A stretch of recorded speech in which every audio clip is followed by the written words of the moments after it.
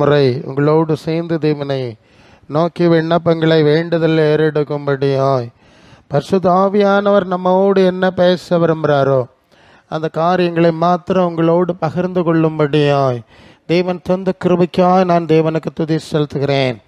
அன்புக்குரிய யாவருக்கும் இயேசுவின் நாமத்திலே அன்பின் நல்வாழ்த்துக்கள். ஹல்லேலூயா.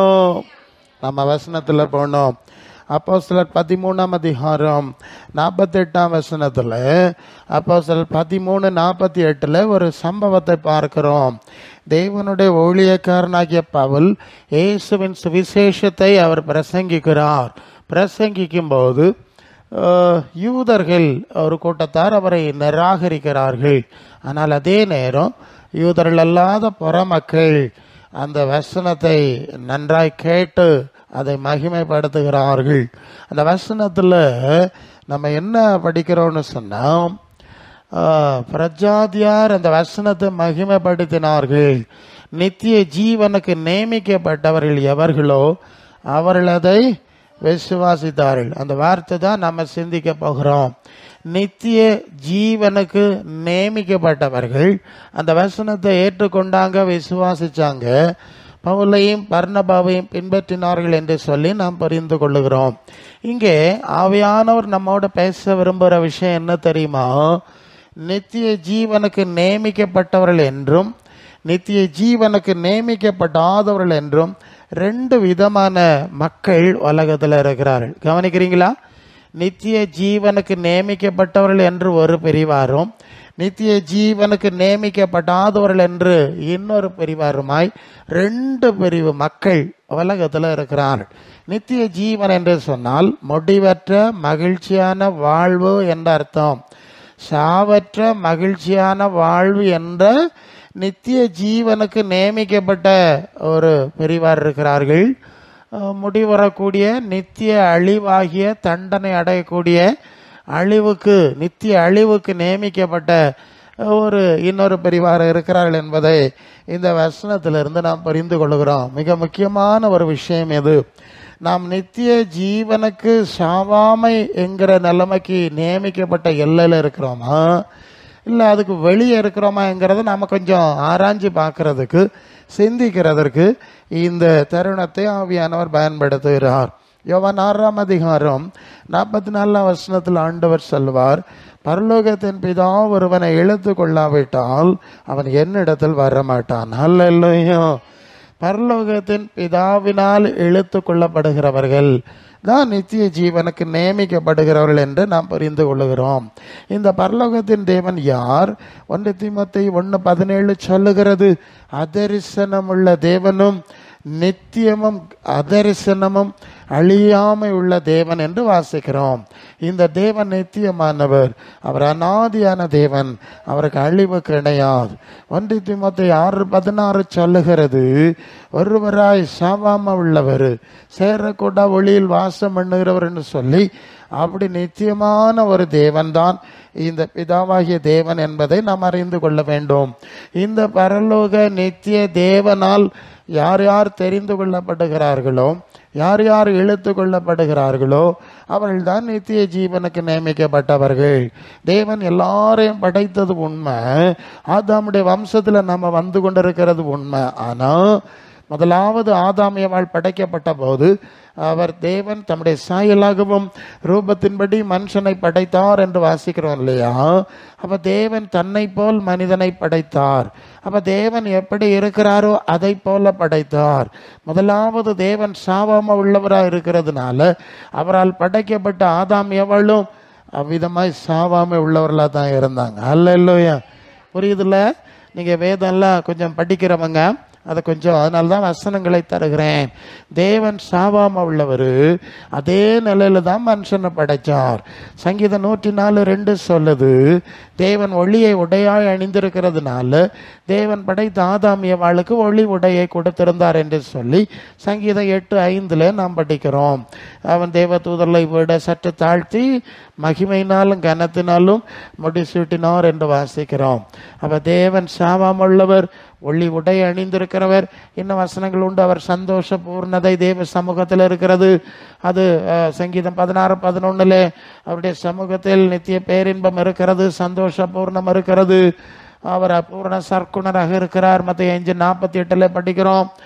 தெய்வீக உறவில் ஆதாம் ஏவாள் இருந்திருக்கிறார்கள். அதை ஆதியாகமம் 3:8 படிக்கிறோம். அப்போ தேவ சாயலாய், சாவாம உள்ளவர்களாய், ஒளிவுடைய அணிந்தவர்களாய், பூரண சர்க்குணம் உள்ளவர்களாய், சந்தோஷ பூர்ணம் உள்ளவர்களாய், தெய்வீக உறவுல தான் ஆதாம் ஏவாள் படைக்கப்பட்டிருந்தார்கள். சரியா? நம்முடைய ஆதியாகம தொடக்க நூலில் இப்படி தான் நாம் வாசிக்கிறோம்.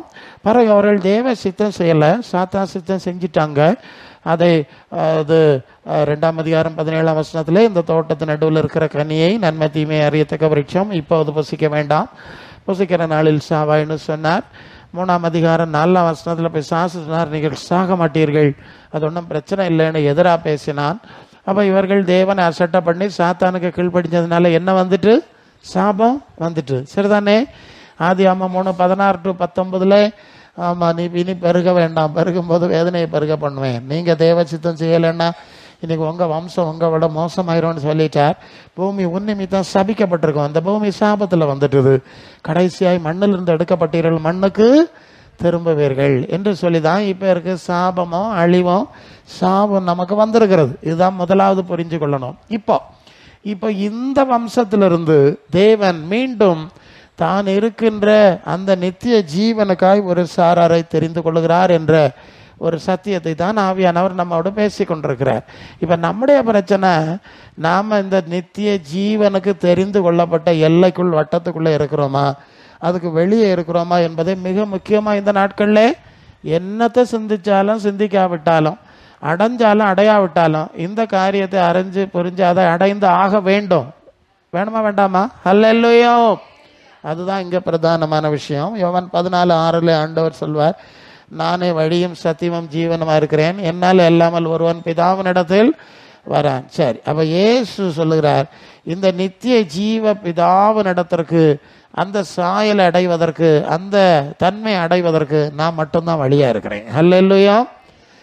அப்போ என் மூலமாய்த்தான் அவரிடத்தில் போக முடியும். காரணம், வெளிப்படுத்தல் 1:18 சொல்வார், நான் மரித்தேன், ஆனாலும் ஏதோ சதா காலங்களிலும் உயிரோடு இருக்கிறேன். சரியா?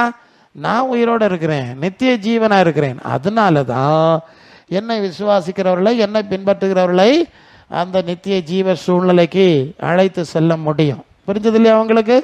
அவர் மரித்தோரிலிருந்து எழுந்து உயிரோடு நித்தியமாக இருக்கிறபடினால தான் அந்த உரிமை, அந்த தகுதி அவருக்கு கொடுக்கப்பட்டிருக்கிறது. அப்போ இயேசுவை நாம் விசுவாசித்து ஏற்றுக்கொண்டு பின்பற்றும் போது அவருக்குள்ள இருக்கின்ற நித்திய ஜீவனை அவர் நமக்கு கொடுக்கிறார் என்று பார்க்கிறோம். நீங்கள் ரோமர் 8ஆம் அதிகாரம் 28ஆம் வசனத்தில், தேவன் இவர்களை முன்குறித்தாரோ அவர்களை தம்முடைய குமாரனின் சாயலுக்கு ஒப்பா இருக்கும்படி முன்குறித்திருக்கிறார். ஹல்லேலூயா.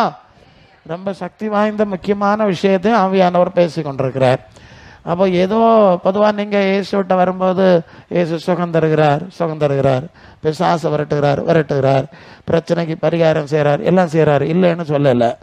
ஆனால் இதை விட மேலான ஒன்றை நமக்கு கொடுப்பதற்காக தான், நமக்கு நித்திய ஜீவனை நம்மை நியமிப்பதற்காக தான் இந்த காரியத்தை தேவன் செய்கிறார். ஹல்லேலூயா. புரிஞ்சது இல்லையா நான் சொல்லுது? இந்த வட்டத்தில் நீங்கள் நின்றுடப்படாது, அதுதான் பிரச்சனை. சரி, அப்போ குமாரனாகிய இயேசு நித்திய ஜீவனாக இருக்கிறது போல அதே சாயலை நாம் அடையும்படி அவர் சிலரை முன்குறைக்கிறார், சிலரை நியமிக்கிறார். அதுதான் விஷயம். நம்ம எந்த எல்லையில நியமிப்பாரா என்கிறதுல நம்ம ரொம்ப கவனமா இருக்கணும். சில காரியங்களை நாம சிந்திக்க வேண்டும். ஹல்லேலூயா. முதலாவது, இந்த நித்திய ஜீவனுக்கு நாம் நியமிக்கப்படுகிறோமா என்கிறத எப்படி புரிந்து கொள்வது என்பதை தான் சில விஷயங்களை நாம் பார்க்க போகிறோம். யோவான் 6ஆம் அதிகாரம் 27ஆம் வசனத்தில் ஆண்டவர் சொல்லுவார், அழிந்து போகிற போஜனத்திற்காக அல்ல, நித்திய ஜீவன் வரைக்கும் நிலை நிற்கிற போஜனத்திற்காகவே கிரியை நடப்பீங்கள், அதை மனுஷகுமாரன் உங்களுக்கு கொடுப்பார். ஹல்லேலூயா. அவர் சொல்லுகிறார், மனுஷகுமாரன் நித்திய ஜீவன் வரைக்கும் நிலை நிற்கிற போஜனத்தை உங்களுக்கு கொடுப்பார். ஏன்னா அவர் அது மாதிரியே அது நீங்கள் யோவான் 11:25 வரும்போது மார்த்தாள்கிட்ட சொல்றாருல்ல, நான் உயிர்த்தெழுதலும் ஜீவனமா இருக்கிறேன். அல்லேலூயா. நான் உயிர் தழுதலும் ஜீவனமா இருக்கிறேன். அப்ப என்னிடத்துல இருந்து ஜீவனை நான் மற்றவர்களுக்கு கொடுக்க முடியும், நித்திய ஜீவனை கொடுக்க முடியும் என்பதை இங்கே குறிப்பிடுகிறது நாம் பார்க்கிறோம். இங்கே இயேசு இடத்துல 2 காரியம் இருக்கிறது, கவனிக்கிறீங்களா? ஒன்று அழிவுக்குரிய உலகத்துக்குரிய, நான் ஏற்கனவே சொன்ன சுகமா இருக்கலாம், விடுதலையா இருக்கலாம், நன்மையா இருக்கலாம், இதெல்லாம் இயேசுகிட்ட இருக்கிறது உண்மை. இது மட்டும் அவரிடத்துல இல்லை. ஏன்னா இயேசு 5 அப்பத்தை 5000 பேருக்கு கொடுத்த சூழ்நிலையில ஜனங்கள் நல்ல திரளாய் திருப்தியாக சாப்பிட்டார். அதனால தான் இயேசுவை பின்பற்றி தேடி வந்த சூழ்நிலையில தான் சொல்லுகிறார், நீங்கள் திரளாய் அப்பம் பசித்ததுனால தானே என்னை தேடுகிறீர்கள், அல்லது பேய் போனதுனால என்ன தேடுகிறீர்கள், சுகம் கிடைச்சதுனால என்னை தேடுகிறீர்கள்.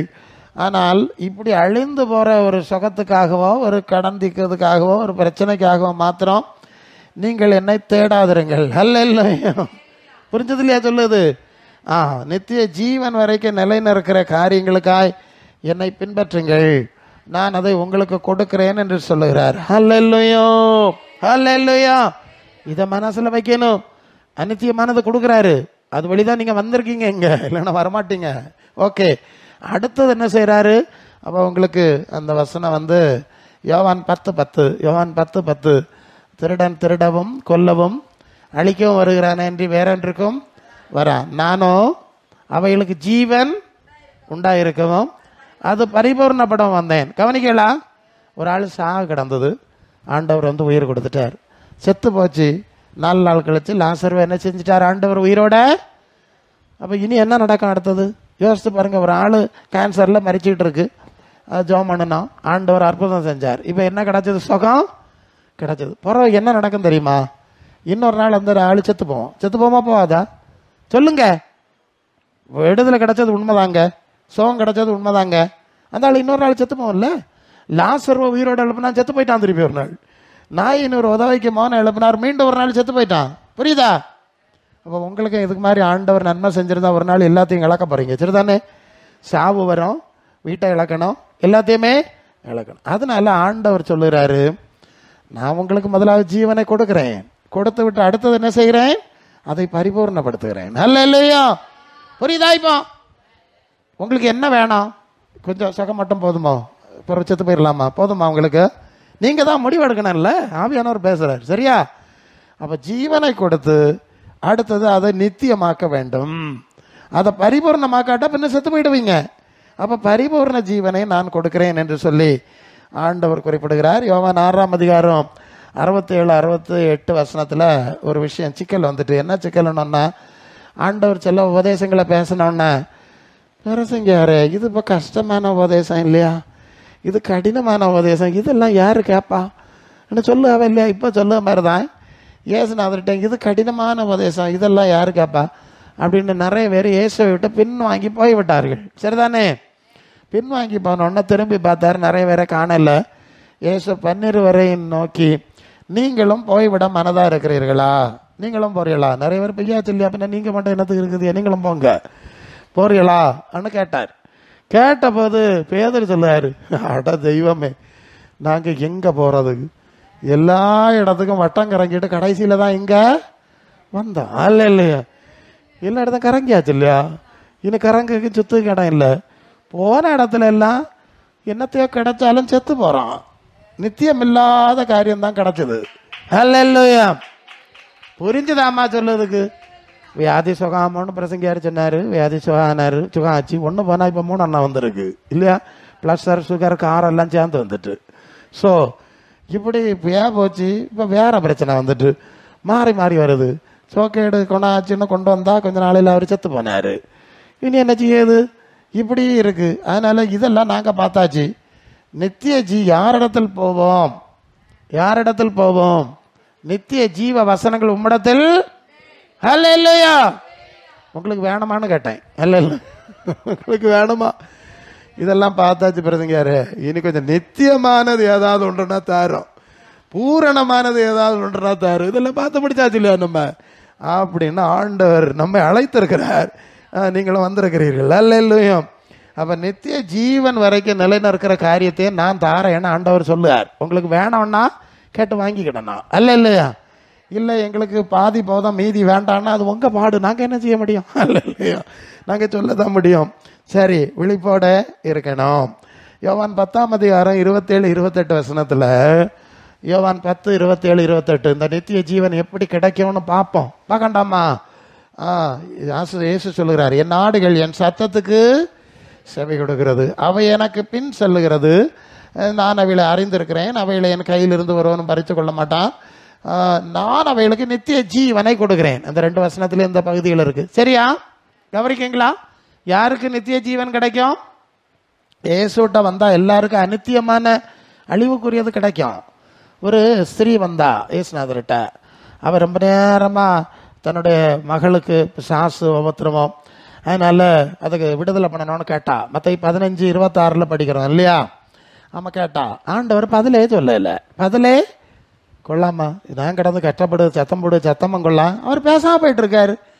அப்போ சீடர்கள் பார்த்தா, அவ காலையிலேருந்தே சத்தம் போடுவா இல்லையா, இவ கேட்க அதை கொடுத்து விடப்படாதா அப்படின்னு சொல்லுவாங்க. சொல்லும்போது ஆண்டவர் சொல்லுவாரு, பிள்ளைகள் நப்பத்தை எடுத்து நாய்க்குட்டிகளுக்கு போடுகிறது நல்லதல்லன்னு சொல்லிட்டார். புரிஞ்சுதா உங்களுக்கு? வீட்டில் வந்து ரொட்டி, கேக்கு, பிஸ்கட்டு எல்லாம் பிள்ளைகள் சாயங்காலம் ஸ்கூல்லேருந்து வந்தால் கொடுக்கறதுக்கு வாங்கி வச்சிருக்குதிய. 10 மணிக்கு ஒரு பிச்சைக்காரன் வந்தான், வந்து அம்மா அம்மான்னு சத்தம் போட்டான். நீங்கள் என்ன செய்விய? அரை மணி நேரம் வீட்டை பூட்டிக்கிட்டே இருந்துருவிய. பிறகு அவனுக்கு சத்தம் ஓத்திரம் பிறக்க முடியாமல், வெள்ள பிசாசே சத்தம் போடாத, ஒரு 50 பைசா போடுவிய. சரியா? பின்ன வீட்டில் இருக்க கேக்கம் பிரெட்டை முறுக்கம் எடுத்து கொடுக்க முடியும் என் பிச்சைக்காரனுக்கு? அது பிள்ளைகளுக்கு இல்லையா வச்சிருக்கு? புரியுதா நான் சொல்லுது? இது மாதிரியாக ஆண்டவர் சொல்லுவார், எனக்கு பிள்ளைகளுக்கு நான் பல விஷயங்கள் வச்சிருக்கேன், அதெல்லாம் இப்படி நாய்க்குட்டிகள், நான் சொல்லல, ஆண்டவர் சொன்ன வார்த்தை, இந்த நாய்க்குட்டிகளுக்கு போல உள்ள ஆளுகளுக்கு கொடுக்க முடியாதுன்னு சொல்லிட்டார்.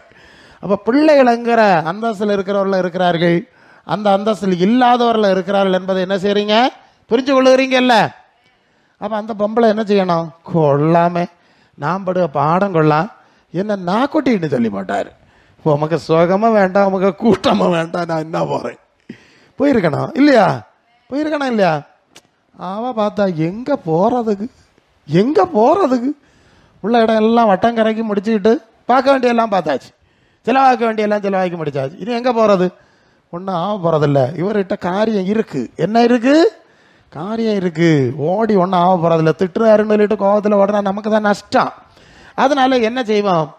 அவ சொல்ற, அழகா சொல்றா, மெய்தான் ஆண்டவரே. என்ன சொல்றா? உண்மைதான். நான் யாரு தான்? நாய்க்குட்டி தானே இல்லையா? நாம பல வேலை அப்படியாகும், ஆண்டவரே நான் நாயாக்கம், நரியாக்கம், பூனையாக்கம், பேயாக்கம்னு சொல்லிதான் காரியம் சாதிக்க வேண்டிய இருக்கு இல்லையா? நான் உடைய பிள்ளை வந்திருக்கிறேன், அவரு கோவம் வந்துடும், பிள்ளையோ அதை கோவப்படுத்தாம இருக்காண்டி நான் நாயாக்கம் நரியாக்கம்னு சொல்லி எடுத்து என்ன செய்யறோம்? சாதிக்கிறோம். சரி, இப்படி காட்டா, நான் நாய் தான், நீர் உள்ளதுன்னு சொன்னீர், சரிதான் உள்ளதானே சொல்லிடு, அதனால ஒன்றும் எனக்கு பிரச்சனை இல்லை. ஆனாலும் பிள்ளைகளுக்கு கொடுக்கறதெல்லாம் எனக்கு தரான்டான், பிள்ளைகளுக்கு கொடுக்கறதெல்லாம் தரேன்னு கேட்டால் அது வர பிரச்சனை ஆயிரும். நம்மகிட்ட கேட்டா, லே என்ன நினச்சிருக்கா பிச்சைக்காரா, பிள்ளைக்கு வச்சிருக்க உனக்கு தருவான்னு நம்ம தட்டி போடுவோம். அதனால அவன் ஞானமாக பேசுகிறா. பிள்ளைகளுக்கு வச்சு இதெல்லாம் கேட்கல, பிள்ளைகளுக்கு கொடுத்தா அது அங்கேயும் இழுத்து பறைச்சி தின்னு வளர்ந்த துண்டு கிளவலாம், அதில் ஒரு பூனை இருக்கான், ஒரு நாய் கீழே இருக்கான், அது அந்த துண்டு தின்னா இல்லையா? இந்த மாதிரி துண்டு தரப்படாதா எனக்குன்னு கேட்கா. அல்லையோ, ஆண்டவர் ரொம்ப சந்தோஷம். கொள்ளாமே அவ தன்னை பாவி தனக்கு நிலைமையை ஒப்பு கொண்டாச்சு, சம்மதிச்சாச்சு, எனக்கு அது ஒன்றும் வேண்டாம், பாவியாகி என் மேல் கிருபையாயிரும், அதான் நீ விரும்பினபடி உனக்கு ஆக கிடாது. இது போலியாக நமக்கு நிறைய காரியம் கிடைக்கிது. நம்ம எல்லாம் பெரிய பரிசுத்த வாட்டியணும்னு நீங்கள் நினச்சிக்கிடாண்டாம், பார்த்துடுங்க. நம்ம எல்லாம் தேவை பிள்ளையாக்கம், தேவை தூதனாக்கம், தூதி ஆக்கம்னால நீங்கள் நினச்சப்படாது. இப்படி நாயாக்கம், பேயாக்கம், நரியாக்கம்னு சொல்லி ஆக்கம் காரியத்தை சாய்ச்சிட்டு என்ன செய்யும்? போயிட்டு இருக்கேங்கிறத மனசில் வச்சிருக்கணும். சரியா? அப்போ இனி என்னைக்கு நாயாட்டம் நரியாட்டம் இருக்க முடியுமான்னு கேட்டா அதுவும் சிக்கல் தானே. அது இல்லையா? என்னைக்கும் துண்டு கிடைச்சையா? லே உன்கிட்ட எத்தனை நாள் சொல்லுது, மனம் திரும்பு, குணப்படு, கூலி, சட்டையை மாத்து, இந்த கிறுக்க வேஷத்துல ஆம்பல கொஞ்சம் பெரியமாவே கூட்டத்துக்கு வாரா, நீ மாறல, உள்ள வால, மேசையில இரு, கூப்பிட்டா நான் அங்கே வரமாட்டேன், நான் அங்கே பின்னாலே இருப்பேன். அப்போ பின்னாலே இருந்தா ஆண்டவர் 2 நாள் பார்ப்பார், புற போ நாயன்னு சொல்லுவார். சொல்ல மாட்டார், இங்கே இருக்கிறதாக சொல்லிட்டு இருக்கேன், நாயாகம் பூனையாகம். அப்போ பூனையாட்டே இரு, போ, நாய்க்கும் பூனைக்கும் நன்மை செய்து என்ன வரப்போகுது?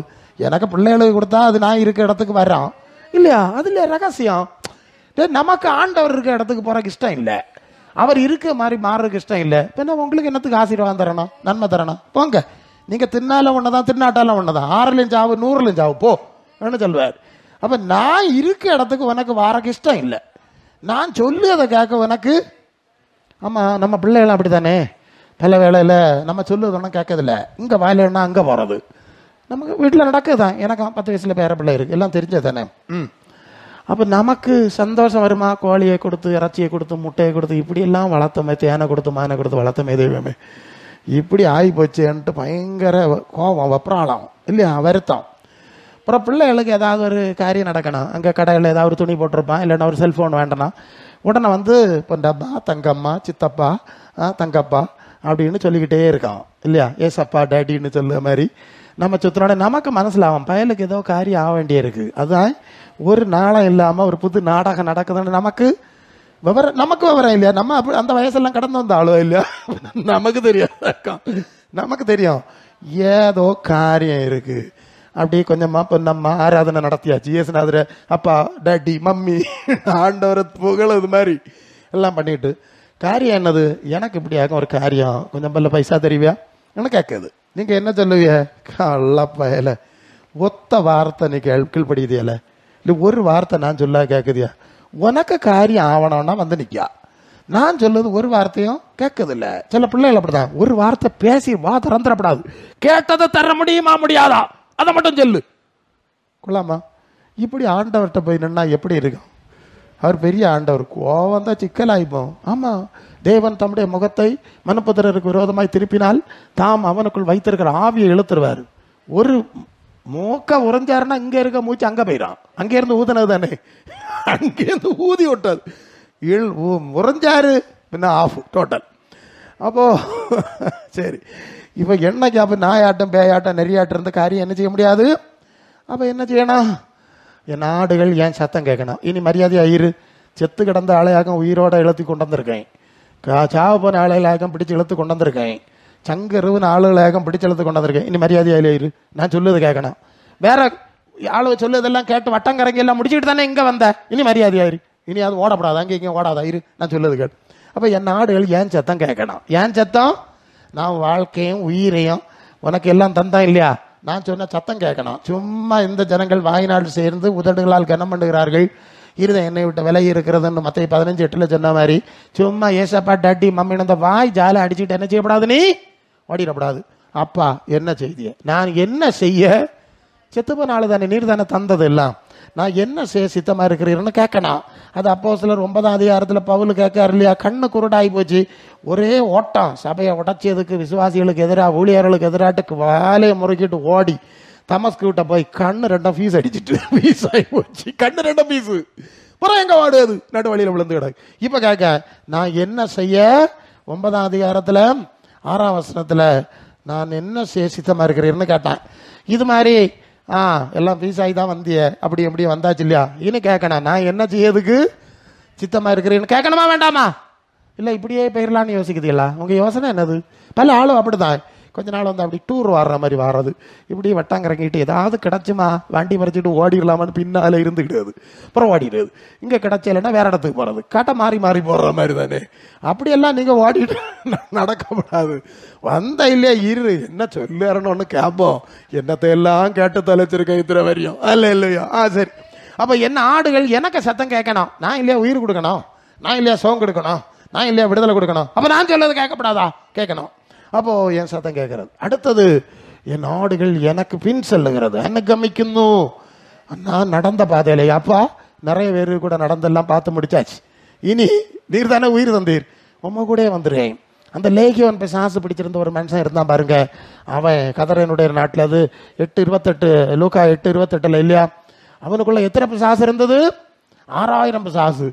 6000 பிசாசு இருந்தா மனுஷனுக்கு உறங்க முடியுமா? அவன் ராத்திரி உறங்கல, கல்லுகளால் தன்னைத்தானே காயப்படுத்திக்கிட்டு கொல்லுக்கு முயற்சி பண்ண, தேவன் ஒப்பு கொடுக்காதனால கொஞ்ச காலம் கல்லறையிலையாக்கம் வாசம், கூக்குரல், ஊழை, சங்கிலினால கட்ட முடியாது, ஊரில் விளையாளுக்கு உறங்க முடியாது, அந்த வழியில் நடக்க முடியாது. அப்படி 6000 பிசாசு இருந்தா பின்ன எப்படி இருக்கான்?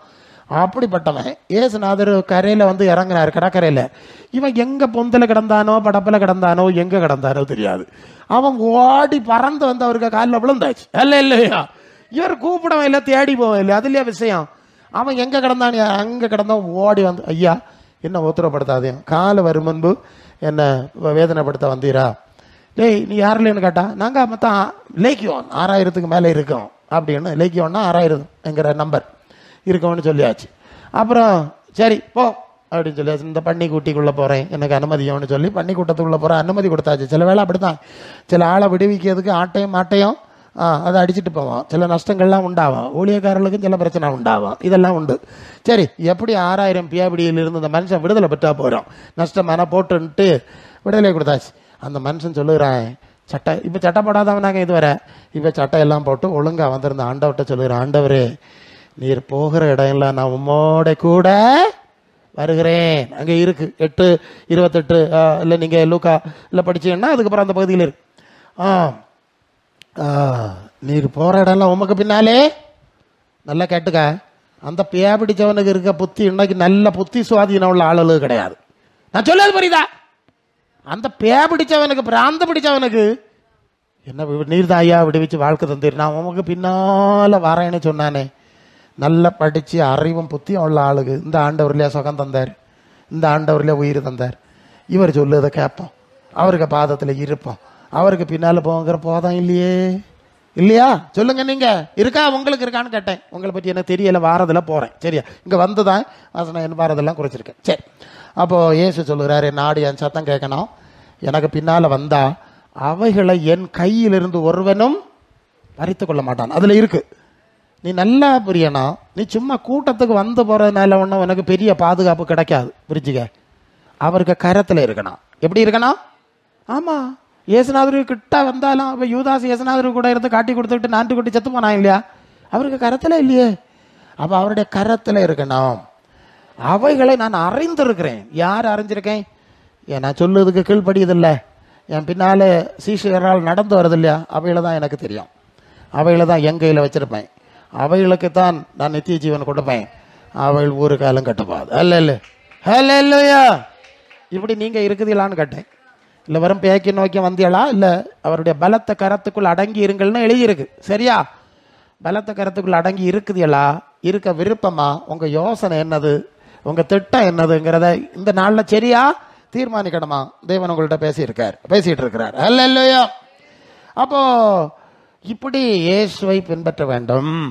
1 பேதுரு 2:21 பத்ரோஸ் ராயப்பர், புனித ராயப்பர் சொல்லுவார், என்ன சொல்லுவார், அவருடைய அவர் அந்த 1:21 2:21 அப்போ 1 பேதுரு 2:21 பின்பகுதி, அவருடைய அடிச்சுவடுகளில் நடந்து வரும்படி அவர் நமக்கு மாதிரியை நிர்ணயித்து போனார். அப்போ இயேசு நடந்த மாதிரி நடக்கணுமா, இல்லையா, அப்போ நடந்த மாதிரி நடந்தால் தானே அப்பன்னு கேட்ட பிள்ளை. நீங்கள் என்னத்தை சொல்லுதியா, அவர் வடக்கோடி நடக்காரு, நீர் தெக்கோடி நடந்தேன்னா எப்படி ஆண்டவருடைய பிள்ளையா மாற முடியும்? ஆண்டவர் நடந்த மாதிரி நடக்கணும் இல்லையா. 1 யோவான் 2:6 அவருக்குள் நிலைத்திருக்கிறேன் என்று சொல்லுகிறவன் அவர் நடந்தபடியே தானும் நடக்கணும். இப்போ கேட்பான், நீங்கள் எல்லாம் கிறிஸ்தவர்கள் தானா, எத்தனை வரியம் கிறிஸ்தவர்கள், உங்கள் வீட்டில் எத்தனை வரியம் பைபிள் இருக்குது, நீங்கள் இயேசுநாதர் சொல்லுது கேட்டு நடந்தியலாம். அநேகருக்கு பிரச்சனை, நான் சொல்லுகிறேன், பச்சையாக தான் சொல்லணும். கிறிஸ்தவ குடும்பங்களுக்கு ஏன் சாபம் வருதுன்னா, ஓசியா 8:12 என்னுடைய பிரமாணங்களை நான் அவர்களுக்கு என்னுடைய வேதத்தின் மகத்துவங்களை அவர்களுக்கு எழுதி கொடுத்தேன், அதை அந்நிய காரியமாக எண்ணினார்கள். வரிய கணக்காக அந்த வேத புத்தகத்தை கையில் வச்சுக்கிட்டு இயேசுநாதருடைய வார்த்தையை வாசிக்காமல் வண்டிங்காரம் எடுத்துகிட்டு தென்னை அடி மரத்தடி புளியடி சுற்றுது மாதிரி இப்படியே வட்டங்கறக்கிட்டு நடந்தா சாபம் வராமல் இருக்குமா? நீங்கள் யோசித்து பார்த்தீங்கன்னா, அதனாலேயாக நீங்கள் வாசிக்க அனாலியாகம் பேய நோயை அனுப்பி வட்டங்கரை இழுத்து கொண்டு வந்து இங்கே வந்து இனி கேளு, சொல்லுது கேளு, அல்ல இல்லை சொல்லுது, யாருக்கு இந்த ஏற்பாடுகளை செய்யுது. அப்போ வசனம் ஆண்டவருடைய வசனத்தை வாசிக்குதுலான்னு பார்த்துக்கிடுங்க, சிந்திக்குதுலான்னு பார்த்துக்குதுங்க. அது செய்யாமல் இருந்தால் அதுவே நான் நாட்டார் பேரன் சர்வ லோகாதிபா நமஸ்காரம் பாட்டு எழுதுன வேதமாணிக்கம் இருக்க பேரனாக உங்கள் முன்னில் பேசிகிட்டு இருக்கேன், அல்ல இல்லையா, எல்லாம் படித்து கரைச்சிக்கிட்டு தான் வந்திருக்கோம். சரி, அப்போது இயேசுவின் வசனத்தில் நடக்குது எல்லாம் நீங்கள் பார்த்துக்கிடணும், இல்லைன்னா சாபம் வந்துடும். அப்போ இயேசு நடந்தபடி தானே நடக்குதியே. அநேகர் ஏசப்பா டேடி எங்களோட இருக்கான்னு சொல்லு தான் மிச்சம். அவருக்கு வாழ்க்கைக்கு நமக்கும் சம்மந்தம் கிடையாது, அவருக்கு வார்த்தைக்கு நமக்கும் சம்மந்தம் இருக்கான்னு நீங்கள் யோசித்து பாருங்களா. ஆமாம், பிரசங்கர் சொல்லுவது ஒரு காரியம் தானே, நமக்கும் ஏசுனாதுக்கு ஏதாவது சம்மந்தம் உண்டா, ரெண்டையும் இணைச்சி பாருங்க, பார்த்துடுங்க, அல்ல இல்லையா, பார்த்துனேலாம் தப்புனிய. சரி, கர்த்தர் நமக்கு உதவி செய்யட்டும். அப்போது முதலாவது என்ன செய்யணும், இயேசுவின் வார்த்தைப்படியும் இயேசுவின் மாதிரிப்படியும் நடக்கிறதுக்கு உங்களை ஒப்பு கொடுக்கணும். கொடுப்பீங்களா? இப்படி கொடுக்குதான். இப்படி யாரெல்லாம் ஒப்பு கொடுத்தியளோ கொடுக்க போறியளோ அவங்க தான் நித்திய ஜீவனுக்கு நியமிக்கப்பட்டவர்கள். அல்லேலூயா. அவைகளுக்கு தான் நித்திய ஜீவன் ஆண்டவர் சொல்லி முடிச்சார்ல அந்த பகுதியில். இந்த தன்மை இல்லாதவர்கள் நித்திய ஜீவனுக்கு நியமிக்கப்படல. உடனே நித்திய ஜீவனுக்கு நியமிக்கப்படும்படி ஆண்டவரை எங்களை நியமிச்சிடணும். ஒரு அப்ளிகேஷன் கொடுக்கணும் இல்லையா? எங்களையும் லிஸ்ட்டில் ஒன்று சேர்க்கணும்னு அப்ளிகேஷன் கொடுத்தா ஆண்டவரை தான் பரிசீலிப்பார். அல்லேலூயா. இல்லை நாங்கள் வந்த மாதிரி போவோம்னா போயிட்டே இருங்க. நாங்கள் என்ன செய்ய முடியும்? ஒன்றும் செய்ய முடியாது. எங்களுக்கு நிறைய ஊழியங்கள் தெரியும். நாங்கள் தான் ஆண்டவர் ஜெபம் பண்ணி சோகம் கொடுக்குறது நாங்கள் தான். அப்புறம் அடக்காராதனை நடத்துவது நாங்கள் தான். என்ன செய்யாது? ரெண்டும் எங்கள் காரணம் ஆகி போச்சு. அல்லேலூயா. நாங்கள் தான் ரெண்டும் செய்யணும். அப்புறம் பாப்பா இப்படி இருக்க ஆண்டவர் ஒரு கட்டத்தில் செய்வார், மறு கட்டத்தில் கூப்பிட்டா சொல்லுவார், இனி போதும் இப்போ கொஞ்சம் வழியை பாரு. இல்லையா? நிறைய நான் கொஞ்சம் காலமாக செய்து பார்க்க தான் செய்யும் அந்த ஆளை. இனி நீ ஜெபம் பண்ண எல்லாம் போகிறோம். நீ ஜெபம் பண்ண எல்லாம் கேட்க மாட்டாங்க. இஸ்ரவேல் ஜனங்களை பற்றி சொல்லிட்டார்ல. சாமுவேலும் யோபு மற்ற எல்லாம் நின்னாலும் இந்த ஜனங்களுக்கு நான் இறங்க மாட்டேன்னு சொல்லிட்டார். அப்படிப்பட்ட சொந்த ஜனம் இஸ்ரவேல் ஜனங்களை பற்றி சொன்னது. அந்த நிலைமை நமக்கு வரப்படாது. விழிப்பா இருந்திருக்கேன். சரி, அப்போ முதலாவது ஏசுவின் வசனத்தில் மாதிரியில் நடக்க ஒப்பு கொடுப்பீங்களான்னு பார்த்துருங்க. அப்போ அதை வச்சு நீங்கள் நித்திய ஜீவனுக்கு உள்ளே இருக்கீங்களா வெளியே இருக்கிறான்னு முடிவாக்கிடலாம். மற்ற 6:20-21 பரலோகத்தில் பொக்கிஷத்தை சேர்த்து வைங்கள், உங்கள் இருதயம் எங்கே இருக்கிறதோ உங்கள் பொக்கிஷம் அங்கே. கவனிக்கலாம். அப்போ யாருக்கு மனசெல்லாம் பரலோகத்தில் நீங்கள் வச்சியலோ வைக்க விரும்புகிறீங்களோ நீங்கள் தான் நித்திய ஜீவனுக்கு நியமிக்கப்பட்டவர்கள். கொலோசியர் 3:1-2 கிறிஸ்து தேவனுடைய வலது பார்சத்தில் இருக்கிற மேலானவைகளை தேடுங்கள், பூமிக்குரியலை அல்ல. அப்போ கிறிஸ்து தேவனுடைய வலது பார்சத்தில் இருக்கிற பரலோகத்துக்குரிய மேலானவைகளை தேடுகிறவர்கள் மட்டும்தான் நித்திய ஜீவனுக்கு நியமிக்கப்பட்டவர்கள். பூமிக்குரியவர்களை தேடிக்கிட்டே நடக்க ஆளுகள் எல்லாம் மண்ணுக்கு போறவர்கள். இது பூமிக்குரிய அழிவுக்குரிய தானே, அநித்தியம் தானே. தெளிவா இருக்குல்ல? அது நித்தியம் பரலோகம், இது அநித்தியம் பூலோகம். சரி, அப்போ நீங்கள் எதை தேடுதிய எதை மனசு வச்சிருக்கேன்னு பார்க்கணும். 1 யோவான் 2:15-17 வரை போனால் அங்கே உலகத்தில் உள்ள அன்பு கூறாதிருங்கள், கண்களின் இச்சைக்கேற்ற காரியம், கண்களின் இச்சை, மாம்சத்தின் இச்சை, ஜீவனத்தின் பெருமை இவை பிதாவினால் உண்டானவள் அல்ல. பிசாசாக இப்படி எல்லாம் போட்டு கவர்ச்சியாக்கி கலராக்கி எல்லாத்தையும் மோசம் போக்குற பிசாசு ஏமாத்திட்டு இருக்கிறான். உலகமும் அதன் இச்சையும் ஒளிந்துவோம். இருக்கா வசனம்? தேவனுடைய சித்தத்தின்படி செய்கிறவனோ தேவனுடைய ராஜ்யத்தில் என்றென்றைக்கும் நிலைத்திருப்பான். சரிதானே? அப்போ நீங்கள் மனசை பரலோகத்தில் வச்சிருக்குதீங்களா பூலோகத்தில் வச்சிருக்குதீங்களா நீங்கள் முடிவு எடுக்கணும். அதை பொறுத்து தான் நீங்கள் பரலோகத்தில் வச்சுருந்தா நித்திய ஜீவனுக்கு நியமிக்கப்பட்டவர்கள், பூலோகத்தில் வச்சுருந்தா நித்திய அழிவுக்கு நியமிக்கப்பட்டவர்கள்ங்கிறதை நீங்கள் புரிந்து கொள்ள வேண்டும். 2 கொரிந்தியர் 4:18 படிக்கும்போது காண்கிறவைகள் அநித்தியமானவைகள், காணாதவைகள் நித்தியமானவைகள்னு சொல்லியிருக்கு. இங்கே பார்க்கிறது எல்லாமே அநித்தியமானவைகள். என்ன சொன்னேன்? பூமி உன்னிமித்தம் சபிக்கப்பட்டிருக்கும்னு அந்த பூமியை சபிச்சிட்டார் இல்லையா? ஆதியாகமம் 3:17. சரியா? அப்போ ஒரு சபிக்கப்பட்ட பூமி. பிறகு ஜனங்கள் எல்லாம் சாத்தாம் பண்ண போனாங்க, இஸ்ரவேலர்லாம் போயிட்டாங்க. அதனால ஏசாயா 65:17 இதோ நான் புதிய வானத்தையும் புதிய பூமியையும் படைக்கிறேன், முந்திரவிலே நீ நினைக்கப்படுவதில்லை, மனசுலே தோன்றதில்லைன்னு சொல்லியாச்சு. இந்த நம்ம உலகத்துக்கு வரலாறு எப்படி இங்கே பைபிளில் இருக்குது, அநேகருக்கு தெரியலை. இதை மறக்க போகிறேன், இதை ஒழிக்க போகிறேன், எல்லாம் மறக்க போகிறேன். அப்புறம் 2 பேதுரு 3:7-13 இருந்தால் இப்போ இருக்கிற வானம் பூமி அக்கினிக்கு இரையாக வச்சிருக்கு, பஞ்சபூதங்கள் வெந்து உருகிய போக போகிறது, தேவனுடைய நீதி வாசமாக இருக்கும், புதிய வானங்களும் புதிய பூமி உண்டாகும் என்று காத்திருக்கிறோம்னு படிக்கிறோம். இப்போ என்ன புரிஞ்சிய? இந்த பூமியிலே காணுகிற எல்லாமே அநித்தியமானது, அழிவுக்குரியது, சாபத்தில் இருக்கு. இதுக்கு பதிலாக சாபம் இல்லாத அழிவில்லாத புதிய வானம் பூமி சூழ்நிலை உண்டாக போகிறார். அது வெளிப்படுத்தல் 21:1 புதிய வானம் புதிய பூமி உண்டாயிற்று, பழசு இருந்த இடம் காணலை, அங்கே தேவன் இருந்தார். 3ஆம் வசனத்தில் தேவனும் தேவ பிள்ளைகள் ஐக்கியமாக இருந்தார்கள், கண்ணீர் யாவையும் துடைக்கிறார், இனி மரணம் இல்லை, துக்கம் இல்லை, எல்லாரும் எழ வேண்டிய அவசியம் கிடையாது.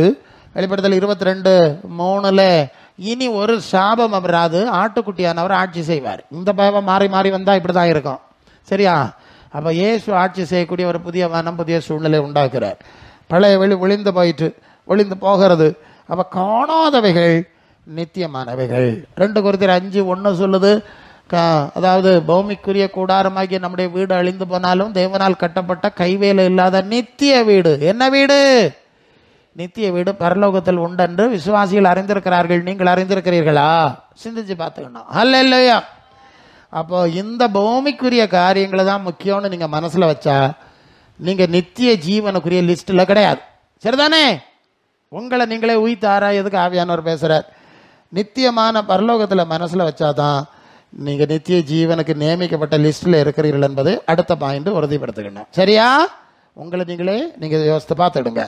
சரி, அடுத்தது 1 கொரிந்தியர் 15:50 சொல்லுது, மாம்சமும் இரத்தமும் தேவனுடைய ராஜ்யத்தை சுதந்திரிப்பதில்லை, அழிவுக்குரியது அழியாமையை சுதந்திரிப்பதில்லை. கவனிக்கிறீங்களா?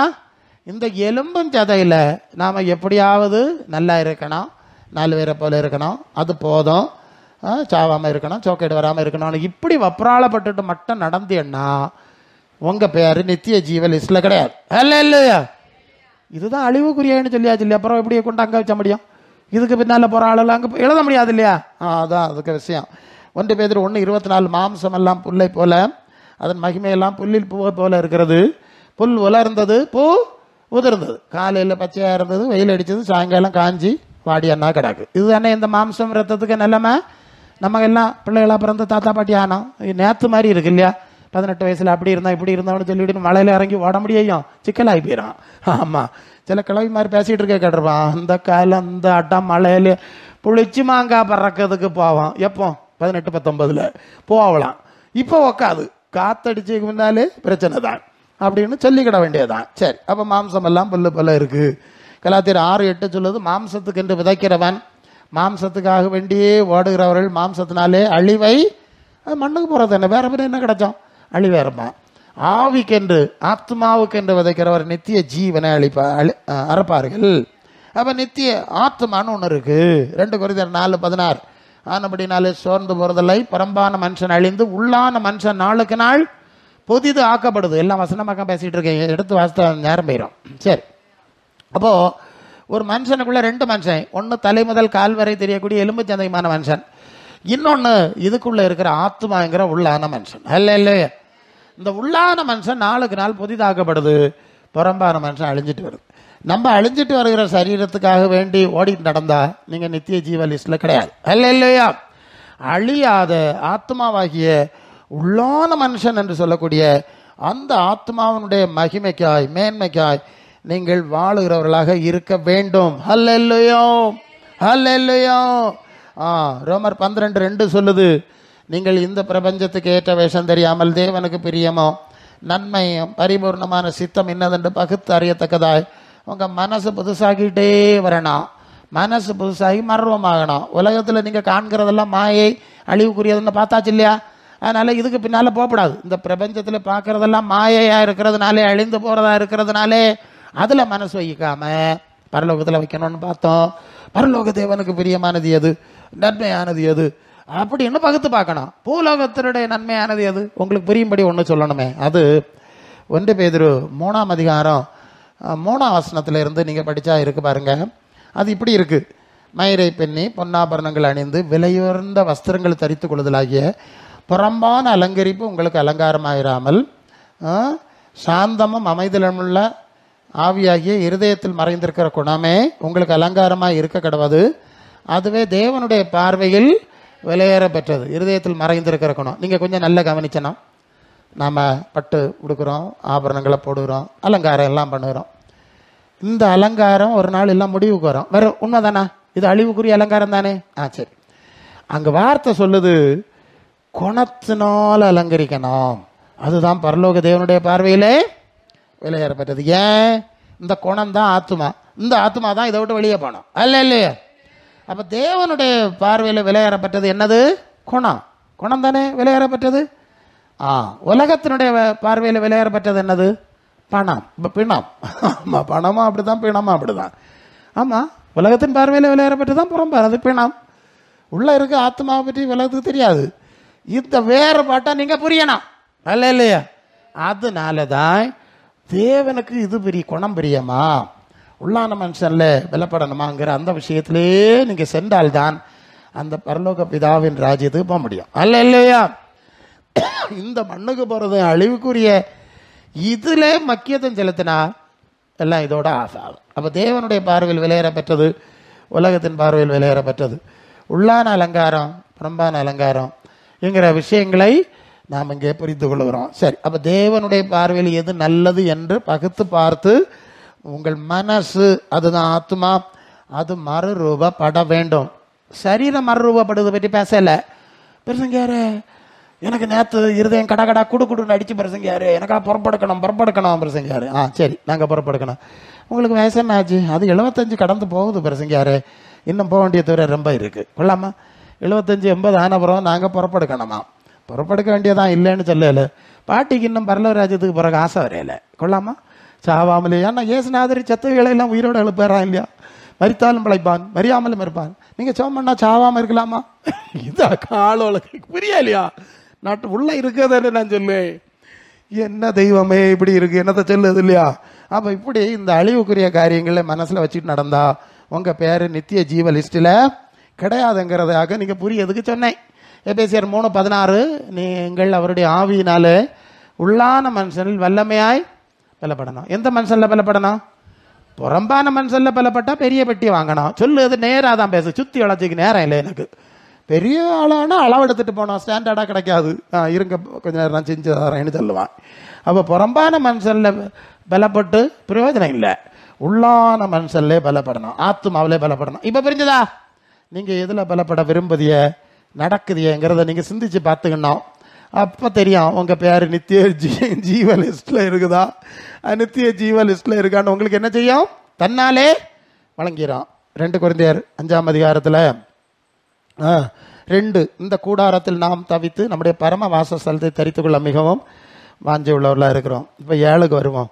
இந்த தேகத்தில் குடியிருக்கையில் கர்த்தரிடத்தில் குடியிராதவர்களா இருக்கிறோம் என்று அறிந்தும் எப்பொழுதும் தைரியமா இருக்கிறோம். நான் தைரியமாகவே இருந்து இந்த தேகத்தை விட்டு குடி போகவும் கர்த்தரிடத்தில் குடியிருக்கவும் அதிகமாக விரும்புகிறோம்.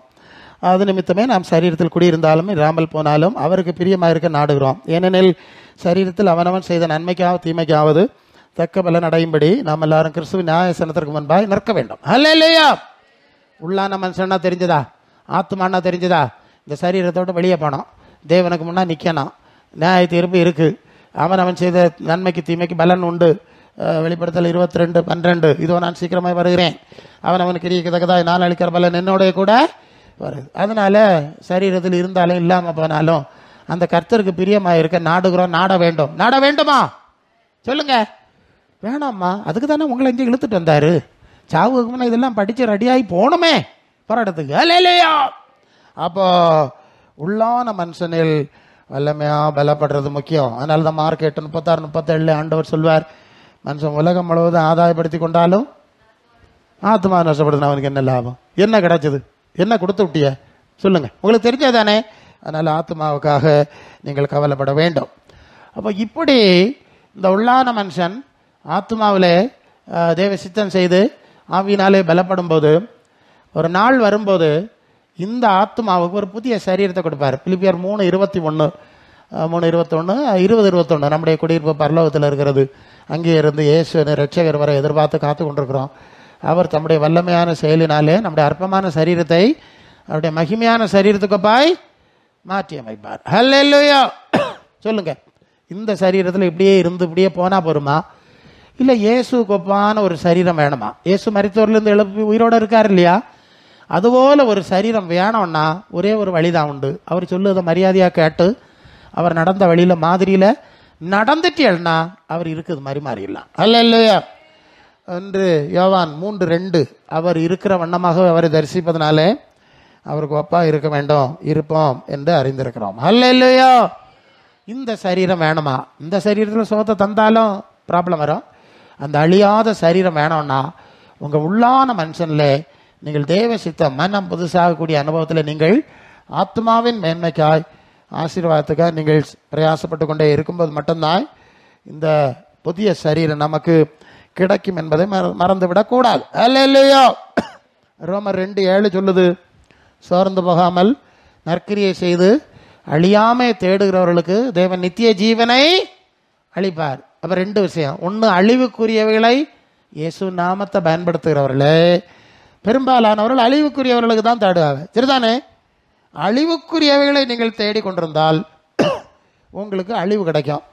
அழியாமையை தேடணும். நித்தியம்னா அழியாம தானே, அதுதான் சிந்திச்சுட்டு இருக்கோம். அழியாம உள்ள பரலோகம், உள்ளான மனுஷன் பலப்படுதல், புதிய சரீரம், புதிய மகிமை, இதெல்லாம் அழியாமை. அதை தேடக்கூடிய ஒரு மனப்பக்குவம் உங்களுக்கு இருக்கான்னு நீங்க பார்த்துக்கிடணும். அல்லேலூயா.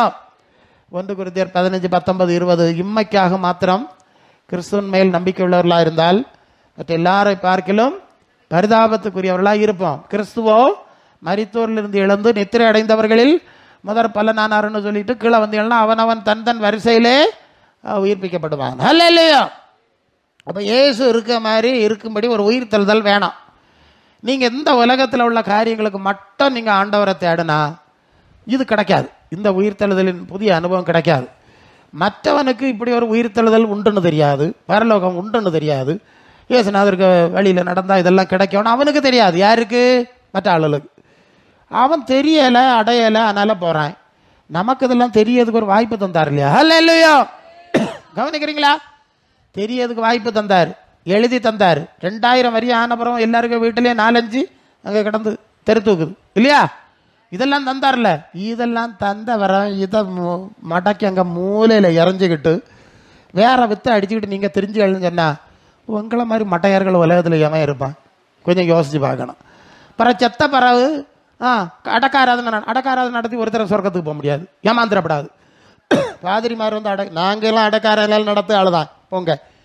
நான் எல்லாம் சொல்லிடுவேன். நீ அடக்க ஆராதனை வந்து இது என்னது, சாவுன்னா என்னன்னு சொல்லுறதுக்கு ஒரு நிகழ்ச்சி. அடக்க ஆராதனை நடத்தினால ஒரு தடவை சொர்க்கத்துக்கு போக முடியாது. அது முதல் விஷயம். 2வது, சிலுவை கள்ளம் மாதிரி சிலுவை கள்ளிகள் எல்லாம் பரலோகத்துக்கு போறாவேன்னு கள்ளத்தனை நம்பினேன்னா கதை கந்தலாகி போயிடும். நான் அந்த கூட்டத்திலேருந்து வந்தவனாகும்.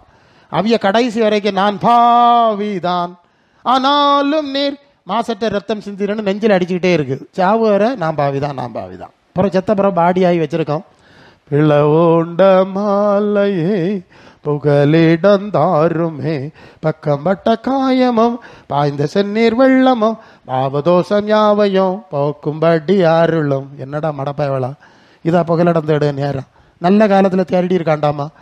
இது இப்போ டீக்க மாதிரி தங்களுக்கு தேடு அவளா, பாடி ஆனவிழுக்கு தேடு அவளா, நமக்கு புரியலை. இந்த கள்ள கோட்பாடு கள்ளமாரி கள்ளிகளுக்கு பரலோக ராஜ்யம்னா கள்ளமாரி கள்ளிகள் ராஜ்யமா? அங்கே எங்கேயா சொல்லியிருக்கா அப்படி? பரலோக ராஜ்யம் கள்ளர்களின் ராஜ்யம். மத்தேயு 13:43 நீதிமான்களோ பிதாவின் ராஜ்யத்தில் சூரியனை போல. அப்ப பிதாவின் ராஜ்யம் வந்து நீதிமான்களுடைய ராஜ்யம் இல்லையா சொல்லியிருக்கு. அப்ப பிதா கள்ளமாருக்கு கள்ளர் ராஜ்யம்னா பிதாவும் கள்ளன்னு சொல்லணும், இயேசுவையும் கள்ளன்னு சொல்லணும். அப்ப கள்ளமா அப்பதான் கள்ளமாரி அங்கே போனோம். அது கள்ளனுங்க ராஜ்யமா? அது பரிசுத்தம். அவங்களை அழைத்தவர் பரிசுத்தமாக இருக்கிற போல நீங்கள் பரிசுத்தராக இருங்கள். பரிசுத்தம் இல்லாமல் தேவனை. அப்போ அது பரிசுத்த தேவன் பரிசுத்தமானவர் தானா? அங்கே போகிறோன்னா கள்ளமாரி போக முடியுமா? கொஞ்சம் யோசித்து பாருங்க. கேட்போம். இந்த நீதிமான் ஆவணம் இல்லையா? என்னைக்கும் கள்ளனா இருக்கதா? கள்ளனா இருந்தோம் ஒரு காலத்தில். நான் மனம் திரும்ப குணப்பட்டு தேவ சித்தம் செய்து இப்போ கள்ளம் இல்லை ஐயா. அதை குளிச்சு மூடியாச்சு.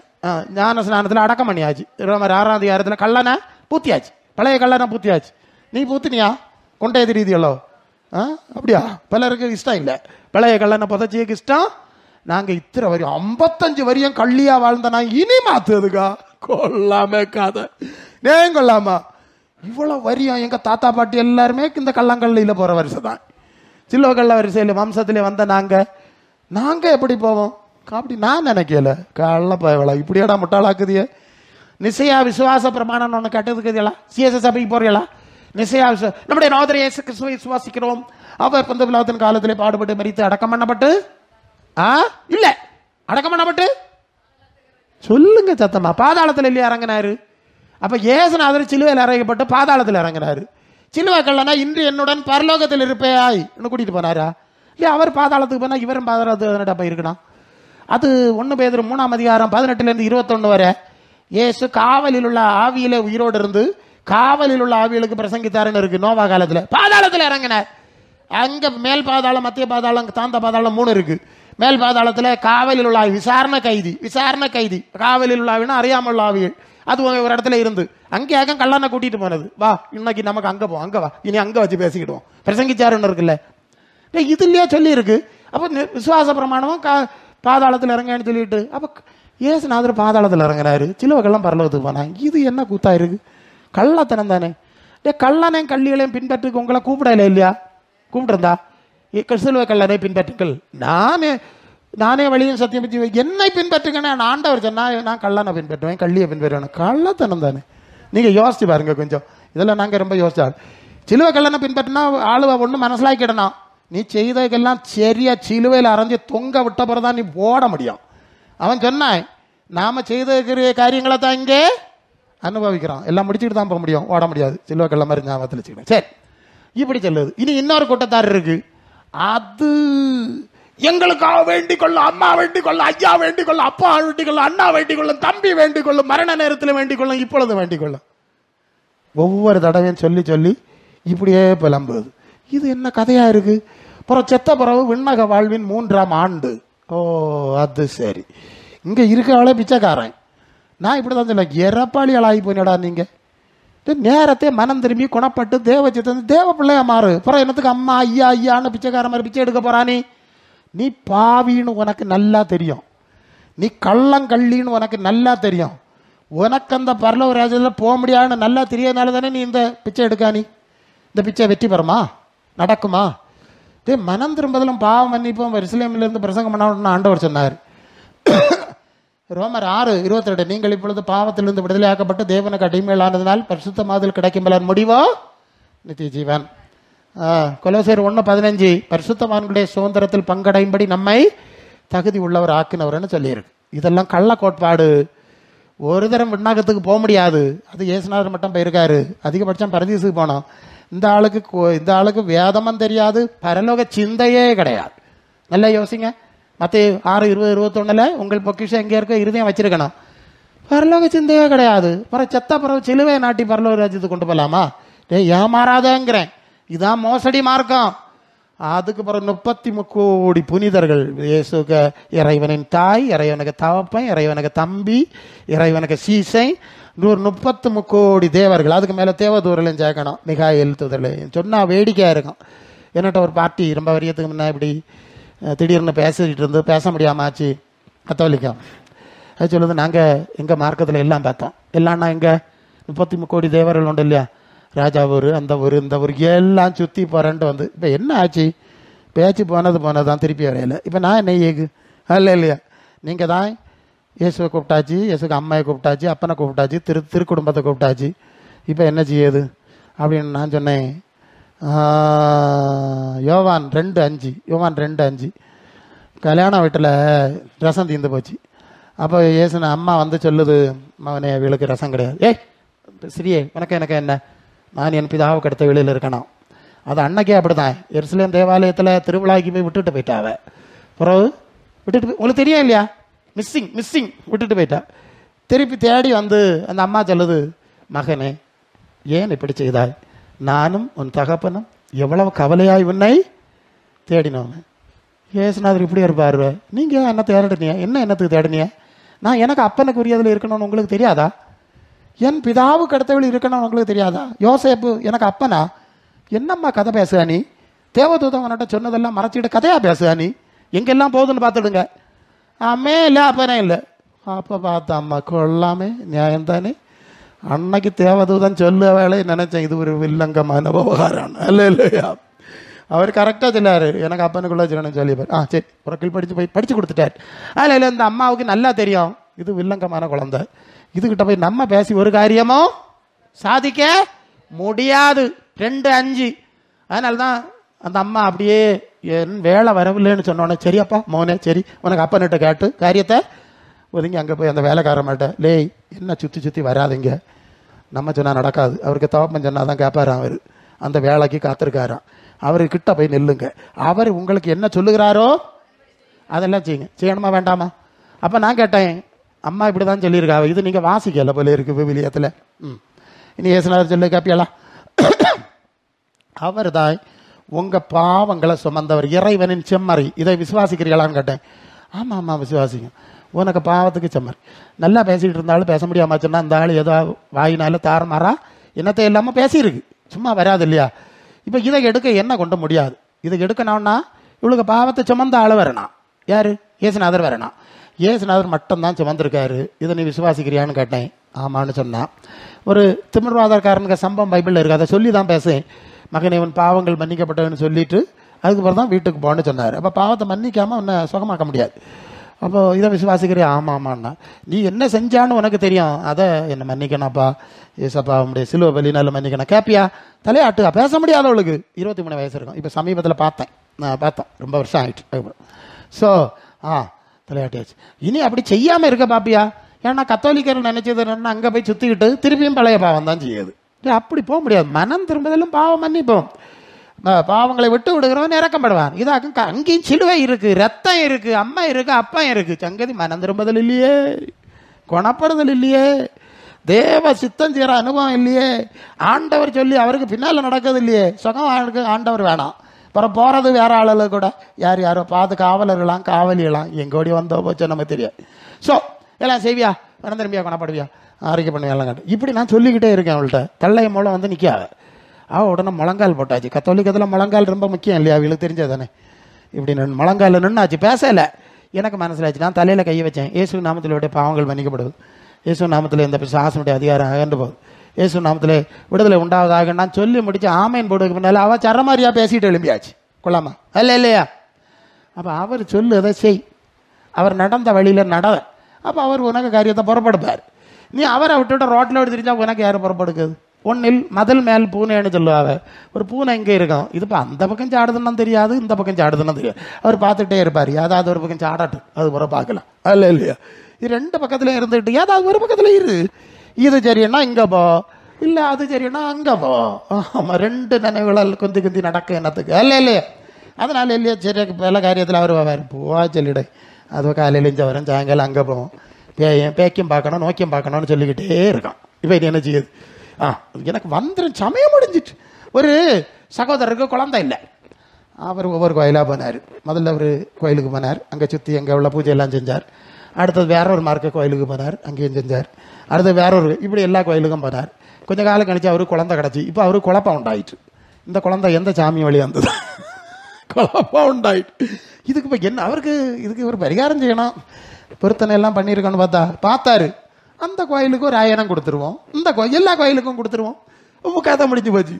கடைசியில் ஒன்றும் இல்லாமல் போகக்கூடாது. பார்த்தியா, நானே வழியும் சத்தியமும் ஜீவனமாக இருக்கிறேன்னு இவர் சொல்லிக்கிட்டு வான்னு கூப்பிட்டா, நீ உள்ள இடையெல்லாம் வட்டங்கரைக்கிட்டு இருந்தா அவருக்கு பின்னால் போகலைன்னா அவர் இருக்கிற இடத்துக்கு போக முடியுமா? இதாக இப்போ செய்தி நமக்கு. நித்திய ஜீவனுக்கு நியமிக்கப்பட்ட லிஸ்ட்டில் இருக்குதுகளா, நித்தியமான லிஸ்ட்டில் இருக்கலான்னு பார்க்குதாக்கும். சரி, வசனம் போயிட்டே இருக்கான். அப்போ இப்படி இருக்குது, நீ புத்தி கட்டத்தனமாக நடக்காத. மற்ற 7:21-23.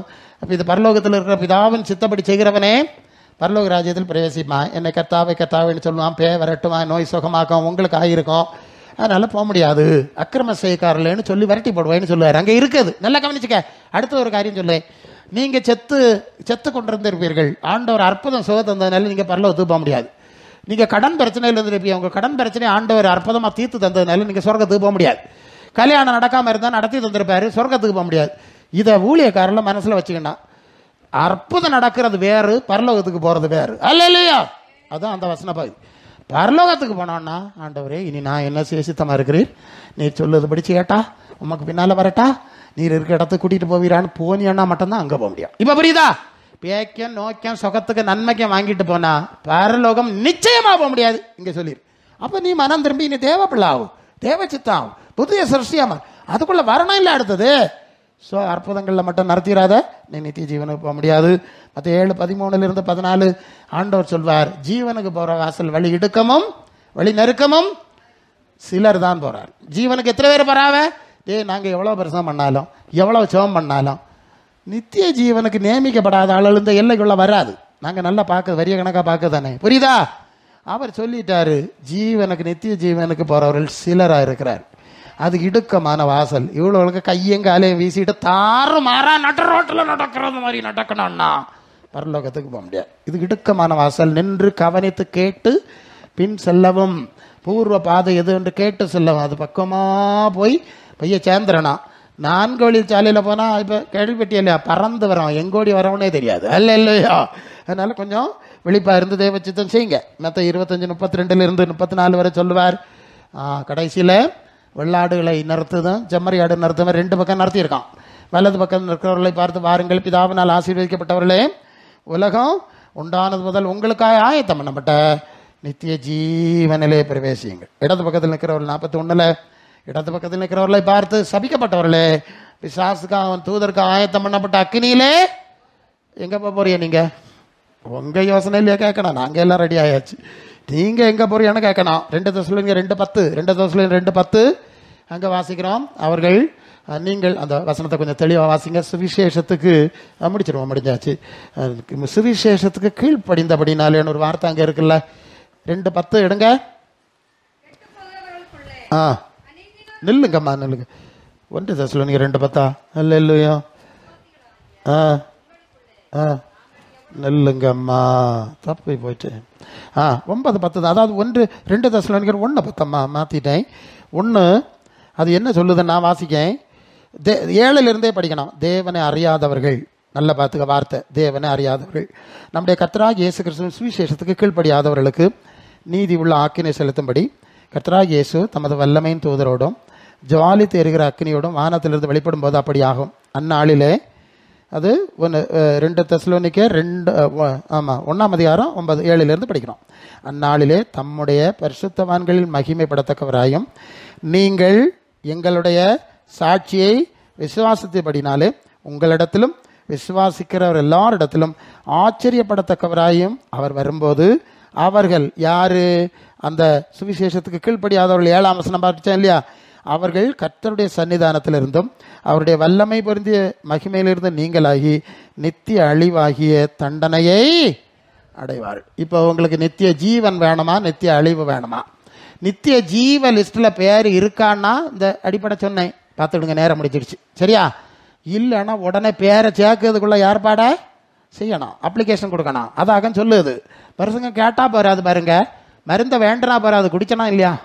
மருந்தை வேண்டி வேணும், ஒரு 10,000 ரூபாய்க்கு மருந்தை வேண்டி கொண்டு வீட்டில் கொண்டு அலமாரியில் வச்சனால உனக்கு சொக்க எடுக்கணும் ஆகாது, நீ குடிச்சனா பத்தியம் பார்க்கணும். ஓகே, அது மாதிரி இப்போ எல்லாம் செய்தி ஆவியானவர் தந்தாச்சு. இதை உள்வாங்கி நான் என்ன செய்ய சித்தமாக இருக்கிறீன்னு ஊழியக்காரர்கிட்ட தொடர்ந்து கேட்டால் அவங்க அடுத்த காரியங்களை வழி நடத்தி தருவாங்க. இயேசுவின் வார்த்தையில் வாசி, அவருடைய மாதிரியில் நட, அவர் அவருடைய ஆவியை நமக்கு அனுப்புவார். எனக்கு நேரம் இல்லாதனால முடிக்கிறேன். ஆமாம், அது ரோமர் 8:14. எவர்கள் தேவனுடைய ஆவியினால் நடத்தப்படுறார்களோ அவங்க தேவ பிள்ளைகள். தேவ ஆவியினால் அங்கீகார முத்திரை போடப்படுது, ஆவியினால் நடத்தப்படுறோம். இந்த பேர் ஜீவ லிஸ்டில் எழுதப்படும், நமக்கு பரலோகத்துக்கு போகலாம். இந்த வார்த்தைகள் நாள் கர்த்தர் உங்களை ஆசீர்வதிப்பாராக. ஆமாம்.